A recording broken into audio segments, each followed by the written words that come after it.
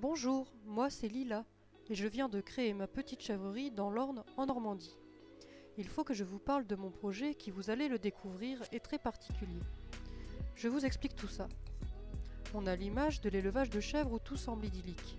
Les animaux pâturent gaiement dans les prés tout au long de l'année, et les petits grandissent paisiblement auprès de leur mère. Vous avez déjà vu des chevreaux comme c'est mignon? Ce que l'on ne souligne pas, c'est que faire du fromage de chèvre, ça tue les chevreaux. En effet, pour faire du lait, il faut que les chèvres donnent naissance à des petits. Ensuite, dans la majorité des cas, ces chevreaux devront être envoyés à l'abattoir, puisqu'ils ne font pas de lait.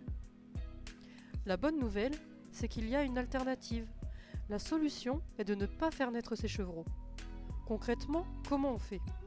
On a vu qu'il faut que la chèvre ait un petit pour pouvoir faire du lait. Mais ce qui est incroyable, c'est que l'on n'est pas obligé de faire avoir un chevreau chaque année. Il suffit que la chèvre ait une mise bas pour que sa lactation démarre, et ensuite, si on la traite tous les jours, elle continuera à faire du lait. C'est un peu comme les humains. Certaines femmes allaitent quelques mois, mais il est tout à fait possible d'allaiter plusieurs années.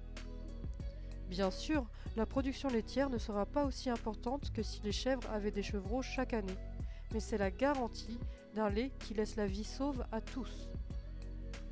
Et comment on compense cette baisse de productivité? À l'aide de consommateurs impliqués et conscients, des consommateurs qui sont prêts à soutenir un mode d'élevage différent où le bien-être animal est central. Alors, je compte sur vous pour aider ce projet innovant, le fromage de chèvre qui épargne les chevreaux, à voir le jour.